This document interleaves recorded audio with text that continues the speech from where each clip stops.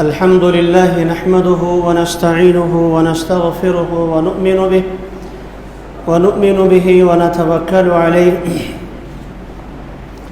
ونعوذ بالله من شرور أنفسنا ومن سيئات أعمالنا من يهده الله فلا مضل له ومن يضلله فلا هادي له ونشهد أن لا إله إلا الله وحده لا شريك له ونشهد أن سيدنا ومولانا محمدا عبده ورسوله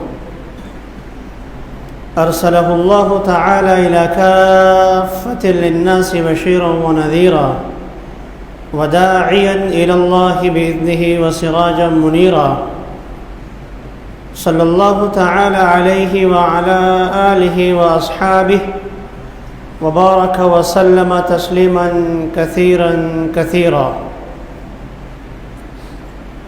أما بعد فأعوذ بالله من الشيطان الرجيم. بسم الله الرحمن الرحيم. ما آتاكم الرسول فخذوه وما نهاكم عنه فانتهوا. وقال تعالى قل إن كنتم تحبون الله فاتبعوني يحببكم الله. وقال تعالى لقد كان لكم في رسول الله أسوة حسنة. وقال رسول الله صلى الله تعالى عليه وسلم للصائم فرحتان، فرحة عند إفطاره وفرحة حين يلقى ربه. صدق الله مولانا العظيم وصدق رسوله النبي الأمي الكريم ونحن على ذلك من الشاهدين والشاكرين والحمد لله رب العالمين. گرامی قدر سامعین، محترم بزرگ اور دوستو، رمضان المبارک کا مہینہ جو انتہائی بابرکتوں والا تھا اور اللہ کی بہت بڑی نعمت تھی، اس نعمت کی تکمیل پر بطور شکرانے کے اللہ تعالیٰ نے ہمیں دوگانہ عطا فرمایا ہے. رسول اکرم صلی اللہ علیہ وسلم جب مدینہ منورہ تشریف لائے تو ہر قوم میں کچھ تہوار ہوتے ہیں، خوشی کے موقع ہوتے ہیں. ہر مذہب میں دیوالی ہے، ہندوؤں کا کرسمس ہے، عیسائیوں کا کسی کا نیروز ہے، کسی کا کیا ہے. تو مدینہ منورہ میں اب وہاں انصار انہوں نے بتایا کہ ہمارے ہاں سال میں 2 موقع آتے ہیں خوشی کے، عید مناتے ہیں، میلے مناتے ہیں، اور اس میں وہ ساری چیزیں ہوتی تھی جو آج ہمارے ہاں کرسمس کے نام پر یا فلاں کے نام پر ہوتی. اللہ تعالیٰ نے رسول کرم صلی اللہ علیہ وسلم کے ذریعے سے امت کو 2 عیدیں عطا فرمائی، اور آپ نے فرمایا لِكُلِّ قَوْمٍ عِيدٌ وَهَذَا عِيدُنَا. ہر قوم کے لیے خوشی کا موقع ہوتا ہے، اور اللہ تعالیٰ نے ہمیں خوشی یہ عطا فرمایا، یہ موقع عطا فرمایا. اور یہ دونوں خوشیاں بہت بڑی بڑی نعمتوں کی تکمیل پر، ایک رمضان شریف کا 29 یا 30 روزے پورا مہینہ روزے رکھیں، اور یہ اتنی بڑی عبادت اب یہ اختتام کو پہنچ رہی ہے تو بطور شکرانے کے جو ہے 2 رکعت پڑھ لیں. اور وہاں حج ہو رہا ہے، بڑی عید میں حج ہی ہو رہا ہے، تو حج کا جو رکن اعظم ہے بڑا، وہ عرفات کا رکن ہے، عرفات کا قیام ہے. 9 ذی الحجہ کو عرفات کا قیام ہوتا ہے. تو 10 کو کیا کرتے ہیں؟ عید منائی جاتی ہے. 10 کو قربانی بھی ہے، شیطان کو جمرات کنکریاں بھی مارنی ہے، طواف زیارت بھی کرنا ہے. تو 10 ذی الحجہ کو عید قرار دے دیا گیا. لیکن دوسرے تہواروں میں اور اسلام نے جو ہمیں عطا فرمایا ہے، اس میں فرق ہے. صحابی رسول ہیں، ایک مشرک پوچھنے لگا، کافر، ترمذی شریف کی روایت ہے، تمہارے نبی تمہیں تقاضے کے لیے، قضاء حاجت کے لیے بیٹھنے کا طریقہ بھی بتاتا ہے؟ حدیث میں موجود ہے نا، بیٹھنے کا طریقہ کیسے ہے، استنجا کیسے کیا جائے، قبلے کی طرف منہ بھی نہ ہو، قبلے کی طرف پش بھی نہ ہو، فلاں چیزیں نہ ہو، فلاں آداب موجود ہیں. اس نے پھپتی کسی بطور طنز کے کہا. تمہارے نبی یہ بھی بتاتے ہیں کہ میں ہاں. ابو ایوب انصاری رضی اللہ تعالیٰ عنہ ہیں، رسول اکرم صلی اللہ علیہ وسلم کے وقت نہانا رسول اللہ صلی اللہ علیہ وسلم ان نستقبل القبلۃ، ہمیں اللہ کے نبی صلی اللہ علیہ وسلم نے اس بات سے منع فرمایا ہے ہم تقاضے کے موقع پر، قضاء حاجت کے موقع پر قبلے کی طرف منہ بھی کریں، اس سے منع فرمایا، پش کریں، اس سے منع فرمایا ہے، اور استنجا کے لیے گوبر وغیرہ پلیت چیز استعمال کرنے سے منع فرمایا ہے، دایاں ہاتھ استعمال کرنے سے منع فرمایا ہے. تو نبی کرم صلی اللہ علیہ وسلم نے چھوٹی سی چھوٹی چیز بھی امت کو بتا دی، خوشی کا طریقہ، غمی کا طریقہ.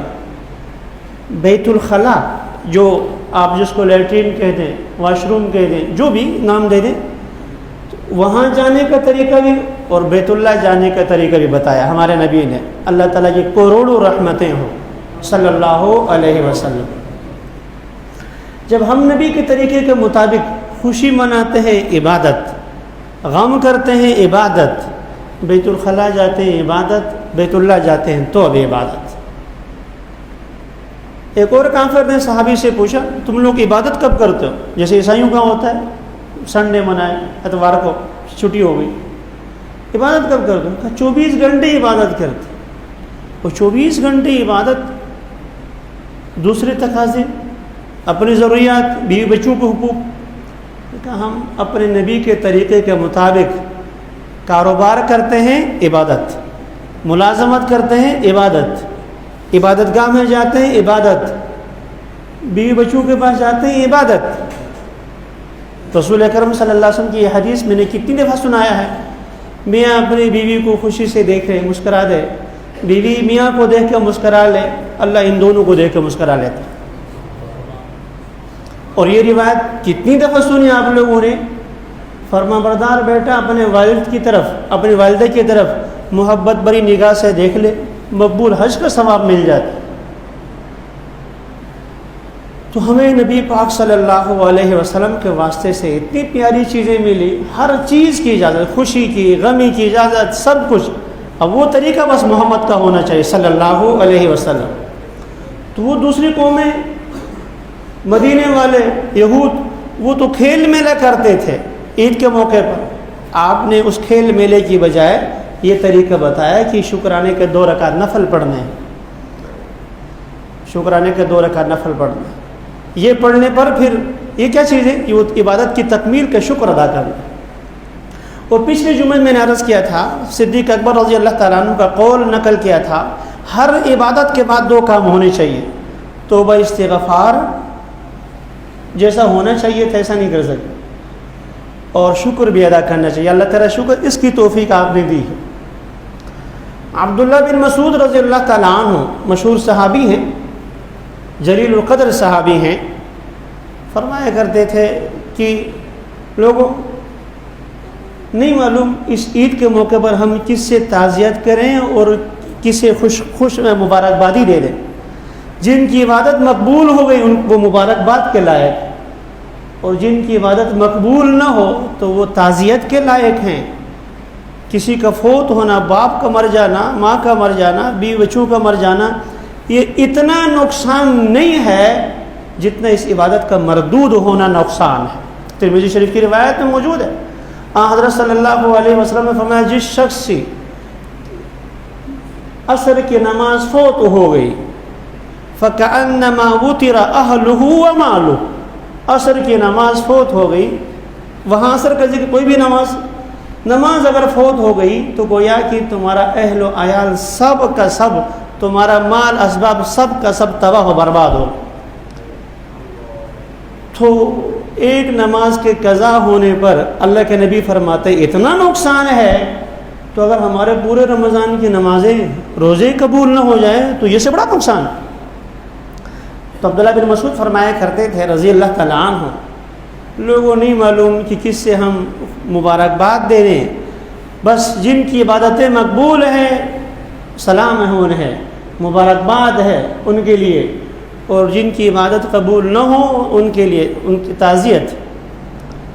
لیکن یہاں یہ بات یاد رکھیں، اپنے گناہوں اور اپنے کمزوری پر تو ڈرتے رہنا چاہیے، استغفر اللہ استغفر اللہ، اور اللہ کی رحمت سے ساتھ ساتھ امید بھی رکھنی چاہیے، نا امید نہیں ہونے چاہیے۔ اللہ بہانے تلاش کرتے ہیں، بہانے تلاش کرتے ہیں، بہانے سے جو ہے وہ اللہ تعالیٰ مغفرت کے دریا بہا دیتے ہیں۔ مسجد میں ایک کی نماز قبول ہوتی ہے، اللہ تعالیٰ اس کے واسطے سے دوسروں کی بھی قبول فرما دیتے ہیں۔ تو کوئی تو ہوگا نہیں انشاءاللہ ہم میں سے کسی کا تو کوئی آنسو کامیاب کوئی کام آ جائے گا تو دوسروں کا بھی بیڑا غرق پار ہو جائے گا۔ رسول کرم صلی اللہ علیہ وسلم کی اتباع یہی دین ہے، اور بس، نہ خوشی میں کچھ رکھا ہے، نہ غمی میں کچھ رکھا ہے، نہ مسجد میں کچھ رکھا ہے، نہ بیت الخلاء میں کچھ رکھا ہے، نہ کھانے پینے میں کچھ رکھا ہے، نہ اس سے رکنے میں کچھ رکھا ہے۔ کل اس وقت اگر ہم میں سے کوئی کھاتا وہ فاسق فاجر ہو جاتا، پچھلے کل اس وقت اگر کوئی کھاتا کھانے پینے کا سلسلہ کرتا تو اسلام کا حکم ہے اس بادشاہ کو اس کے خلاف قتال کرو، لڑو، یہ اعلانیہ کھا رہا ہے، نہیں، اس کی اجازت نہیں ہے۔ بیمار ہے تو بھی چھپ کے کھائے، خواتین کو بیماری ہوتی چھپ کے کھائیں، لوگوں کے سامنے نہ کھائیں۔ کل اس وقت یہ حالت تھی، اور آج جو روزہ رکھ ہے وہ گناہ گار۔ کل روزہ یعنی کیا، تو کھانے میں کیا رکھا ہے، پینے میں کیا رکھا ہے، اللہ کے نبی کی اتباع ہے، اللہ کے نبی نے روزہ رکھا ہے رمضان میں، اور آج والے دن روزہ رکھنے پر اللہ کے نبی نے سختی سے منع فرمایا، ما آتاکم الرسول فخذوہ وما نہاکم عنہ فانتہوا، جو اللہ کے نبی نے دے دیا لے لو عمل کرو، اور جس سے اللہ کے نبی نے روکا ہے سمجھ میں آئے یا نہ آئے، سمجھ میں آئے یا نہ آئے، بس اس سے رک جاؤ، باز آ جاؤ۔ ہمارے لیے معیار محمد مصطفیٰ ہے صلی اللہ علیہ وسلم، اللہ کے نبی ہیں، تو اس کی اتباع میں کل ہم رک رہے تھے، کھانے پینے سے باز آئے ہوئے، وہ عبادت تھی۔ آج اس کی اتباع میں کھا رہے ہیں تو عبادت، کھا رہے ہیں تو عبادت۔ تو دین نام ہے اتباع کا، عقل کی کسوٹی نہیں، عقل نہیں۔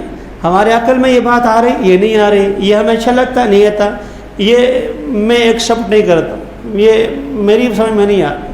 کتنے ہمارے آج کل کے دانشور سمجھے جانے والے ہمارے پاس دارالفتاء میں آتے ہیں، مغز مارے گھر،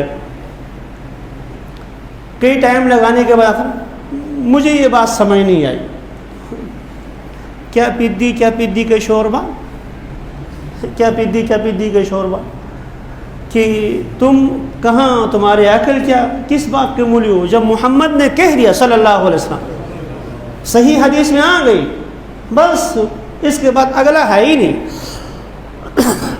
ہاں جہاں اللہ کے نبی نے ارشاد نہیں فرمایا، نیا کوئی مسئلہ آ گیا تو اس میں ٹھیک ہے عقل دوڑائیں گے، وہ بھی اہل علم عقل والے دوڑائیں، لیکن جہاں شریعت کا حکم آ گیا، رسول کرم صلی اللہ علیہ وسلم کا فرمان آ گیا، پھر وہاں عقلی گھوڑے نہیں ہوتے۔ حضرت علی رضی اللہ تعالیٰ نے یہی فرمایا کہ اگر دین عقل کے تابع ہوتی، شریعت عقل کے تابع ہوتی، پاؤں پر ہم موزہ پہنتے ہیں نا، موزہ تو اوپر مسح کرتے ہوتے، موزے پہنتے ہیں تو اس میں مسح کرنا جائز ہے، موزے سے مراد یہ جرابیں نہیں، وہ چمڑے والے جب وہ پہنتے ہیں جس کو خفین کہتے ہیں تو اوپر کی طرف مسح کرتے ہیں۔ تو روایت میں حضرت علی رضی اللہ عنہ فرمایا کہ اگر دین اور شریعت عقل کے تابع ہوتی تو مسح اوپر کرنے کی بجائے میں نیچے کرتا، مٹی نیچے لگتی ہے چلتے ہوئے، لیکن میں نے نبی پاک صلی اللہ علیہ وسلم کو اوپر مسح کرتے ہوئے دیکھا ہے، لہذا اوپر مسح کریں۔ حجر اسود کے سامنے جاتے ہیں، فاروق اعظم رضی اللہ تعالیٰ عنہ بوسہ دے رہے ہیں، سب دے رہے ہیں، اللہ تعالیٰ ہم سب کو نصیب فرما لے۔ حضرت کا صدقہ بوسہ دی، فاروق اعظم تو بہت شرک و بدعات کا کلا کما کرنے والے تھے، بوسہ دے دیا، پھر آ کے مخاطب کر کے کہنے لگے، اللہ جی کیسے میں جانتا ہوں تو ایک پتھر ہے، بھئی حجر اسود پتھر ہے نا، جتنا بابرکت ہے جنت سے آیا ہوا ہے، حدیث میں صحیح حدیث ہے، جنت کا آیا ہوا پتھر ہے، اور کل قیامت کے دن وہ گواہی بھی دے گا، جس کو بوسہ دیا گواہی بھی دے گا، یہ سب کچھ ہے، لیکن نہ وہ خالق ہے، نہ مالک ہے، نہ رازق ہے، کچھ بھی نہیں، پتھر ہے۔ بوسہ دینے کے بعد کہنے لگے اللہ کی قسم میں جانتا ہوں تو ایک پتھر ہے، نہ تو نفع دے سکتا ہے نہ نقصان دے سکتا ہے، لیکن میں نے اپنے نبی صلی اللہ علیہ وسلم کو اپنی آنکھوں سے بوسہ دیتے ہوئے دیکھا، اس لیے میں بوسہ دے رہا ہوں۔ ہم نے اپنے نبی کو تجھے بوسہ دیتے ہوئے دیکھا ہے، لہذا ہم بوسہ دیں گے چاہے سمجھ میں آئے یا نہ آئے۔ اب بیت اللہ کا طواف کرتے ہیں، اللہ تعالی ہم سب کو نصیب فرما لے۔ تو وہ ایک رکن یمانی کہلاتا ہے پیچھے والا، اور یہ حجر اسود ہے۔ پیچھے والے میں صرف بسم اللہ یا اللہ اکبر کہہ کر ہاتھ یوں ملتے ہوتے، یہاں جب آتے ہیں تو بوسہ دیتے ہیں، بوسہ کا موقع نہ ملے تو دور سے بسم اللہ اللہ اکبر یوں کرتے ہوتے۔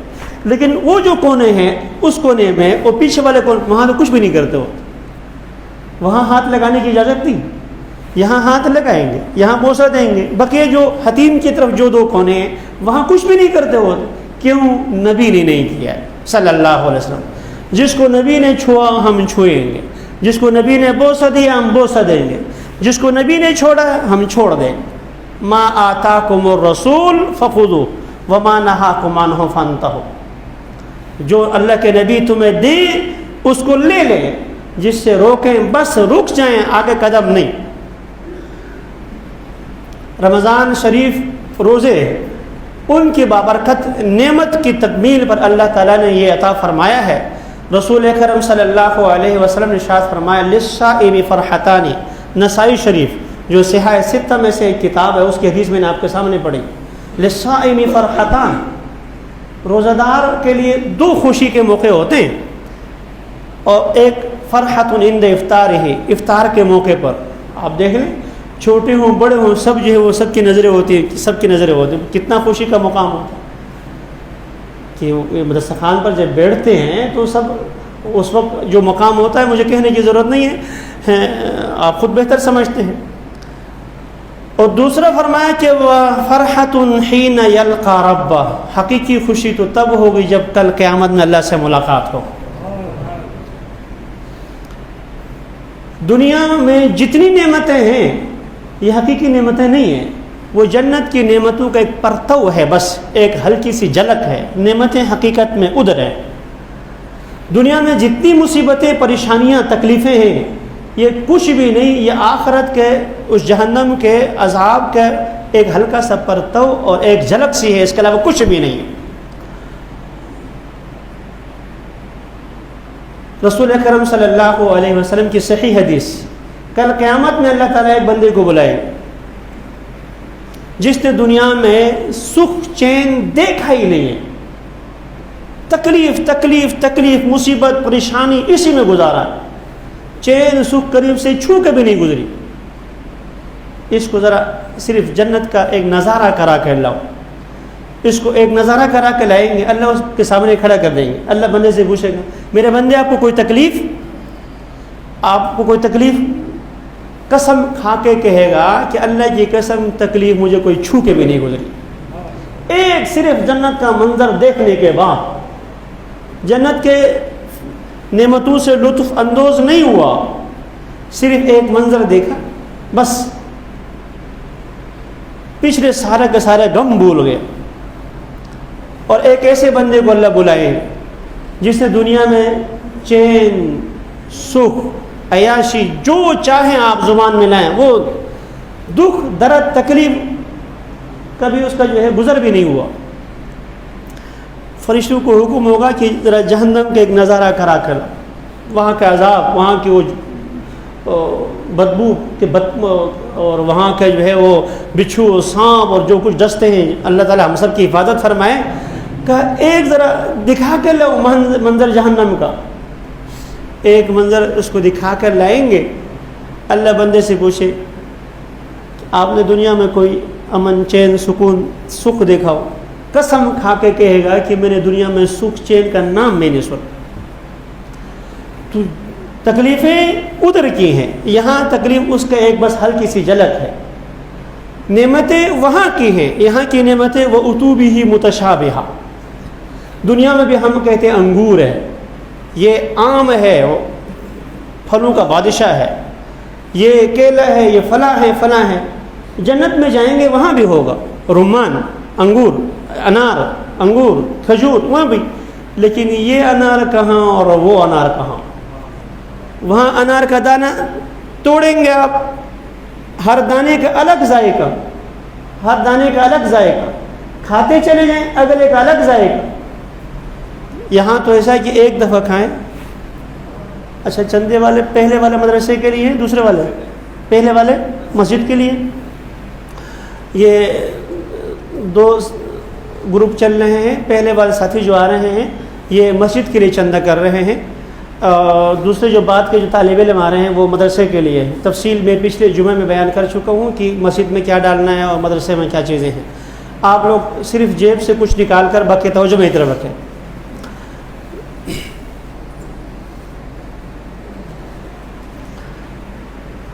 تو للصائم فرحتان، روزہ دار کے لیے دو خوشی کے مقام ہے۔ ایک فرمایا کہ فرحت عند افطار، افطار کے موقع پر، اور دوسرا فرمایا کہ وفرحت حین یلقى ربہ، کل قیامت میں اللہ سے ملاقات ہوگی تو اس وقت حقیقی جو ہے خوشی وہاں محسوس ہوگی، جہاں لخلوف فم الصائم اطیب عند اللہ من ریح المسک، روزہ دار کی بدبو، منہ سے جو نکلنے والی بدبو ہے وہ بھی اللہ کو مشک سے زیادہ پسندیدہ ہے۔ جب وہ ایسی ہے تو خود روزہ دار کے ہاں اللہ کے ہاں کتنا مقبول ہوگا۔ آج کا دن یہ عید کا دن کہلاتا ہے۔ رسول کرم صلی اللہ علیہ وسلم کے فرمان کے مطابق، آپ حضرات میری طرف متوجہ ہوں، یہ آپ کے سامنے آئیں گے انشاءاللہ، فکر نہ کریں۔ حضرت صلی اللہ علیہ وسلم نے ارشاد فرمایا کہ آج کے دن، عید والے دن، اللہ فرشتوں کو حکم فرماتے ہیں، یہ فرشتے سکک گلی کے کوچے میں کونے میں کھڑے ہوتے ہیں، جبریل علیہ الصلوۃ والسلام ان کے سردار ہوتے ہیں، وہ تشکیل کرتے ہیں، اور اللہ تعالیٰ فرشتوں سے پوچھتے ہیں کہ ما جزاء الاجیر الذی وفى عملہ، اس مزدور کی مزدوری کیا ہے جو اپنا کام پورا کرے، کام پورا کرے، مزدوری کیا ہے؟ فرشتے سے کہتے ہیں کہ یا اللہ اس کی مزدوری تو یہ ہے کہ اس کو پورا جو ہے بدلہ دے دیا جائے۔ اللہ تعالیٰ ارشاد فرماتے ہیں فرشتوں تم گواہ رہو، میں نے ان کے قیام اور صیام، دو چیزیں ہیں، روزہ صیام ہو گیا، تراویح قیام، میں نے ان کے صیام اور قیام کے بدلے میں اپنی طرف سے دو چیزیں دے دی۔ ایک میں مغفرت کا اعلان کرتا ہوں، میں مغفرت کا اعلان کرتا ہوں، اور دوسرا میں اپنی رضامندی کا اعلان کرتا ہوں، میں اپنی رضامندی کا اعلان کرتا ہوں۔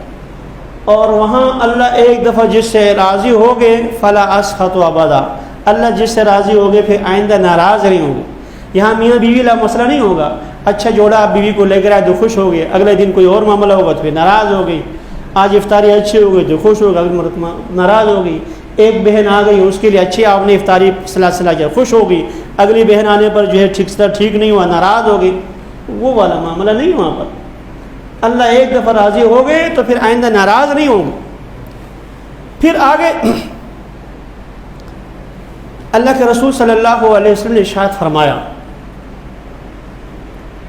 اللہ ارشاد فرماتے فرشتوں یہ میرے بندے ہیں، انہوں نے میرا حکم مانا، روزے رکھے اور رات کا جو ہے انہوں نے قیام کیا، اپنا فریضہ جو ان کا تھا انہوں نے پورا کر دیا۔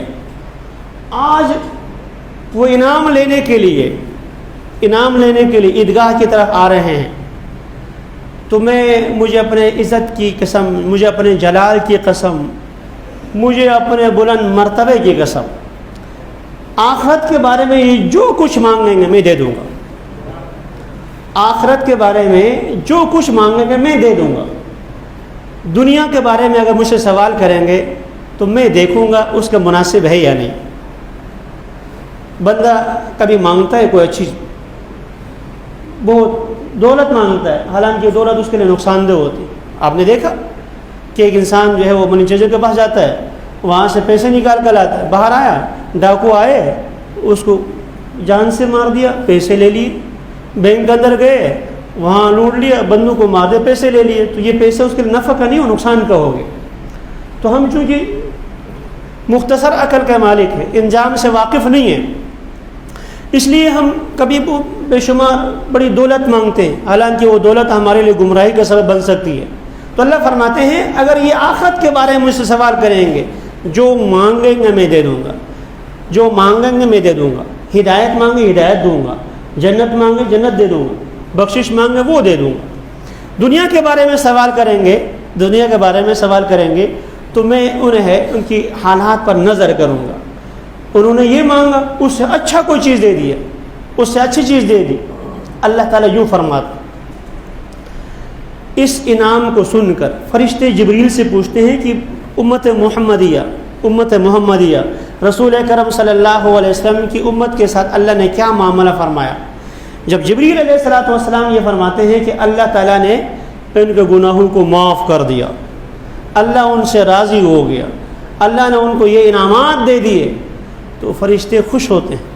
فرشتے جیسے آج ہمارا کوئی اگر بیٹا، ہمارا کوئی بھائی اگر پوزیشن لے لے ہم خوش ہوتے ہیں، تو امت محمدیہ سے فرشتوں کو بہت پیار، فرشتے اس امت سے بہت پیار کرتے۔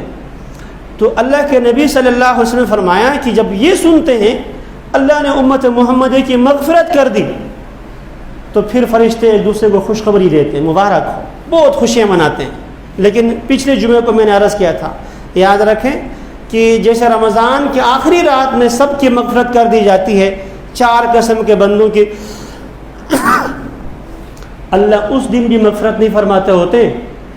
اور عید کا دن آج کے دن بھی اللہ کی رحمت جوش میں ہے، انعامات کی بارش ہے، لیکن وہ 4 قسم کے بندے آج کی عمومی رحمت سے بھی مایوس ہیں۔ مدمن خمر، شراب کا عادی، زندگی دنیا بھی برباد ہے آخرت بھی برباد ہے۔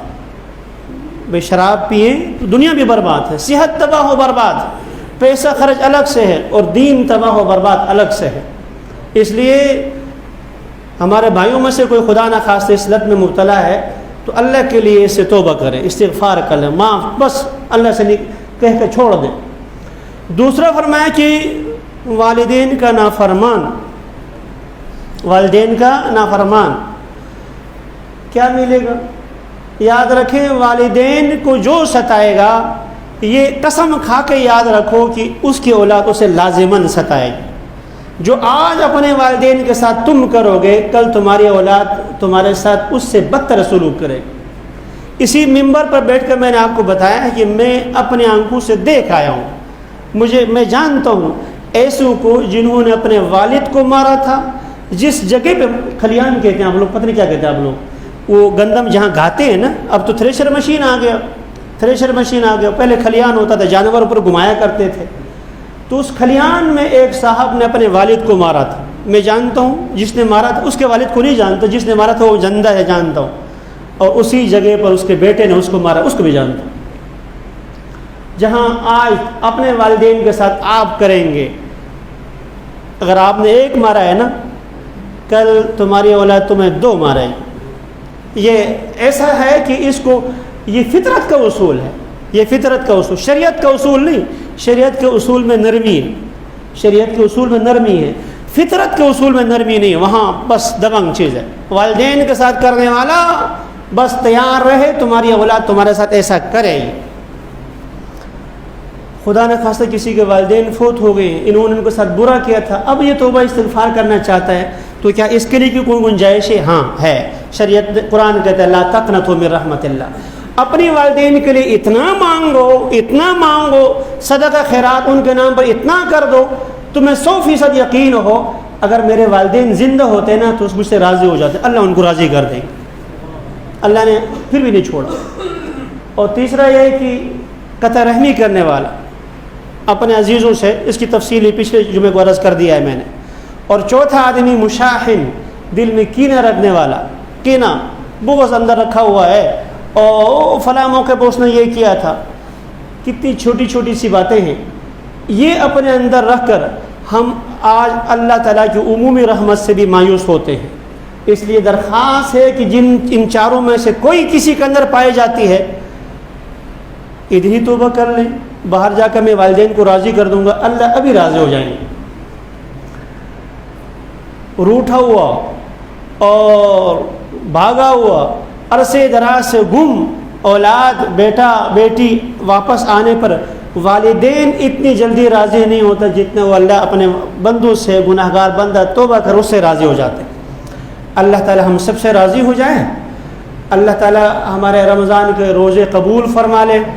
جتنی نیکی حسنات چھوٹی موٹی نام کی کوئی نیکی ہم نے کی ہے اللہ اسے قبول فرما لے. جو کمیاں ہم سے ہو گئی ہیں اللہ تعالیٰ معاف فرما لے. آئندہ رمضان تک اللہ تعالیٰ ہم سب کو عافیت کے ساتھ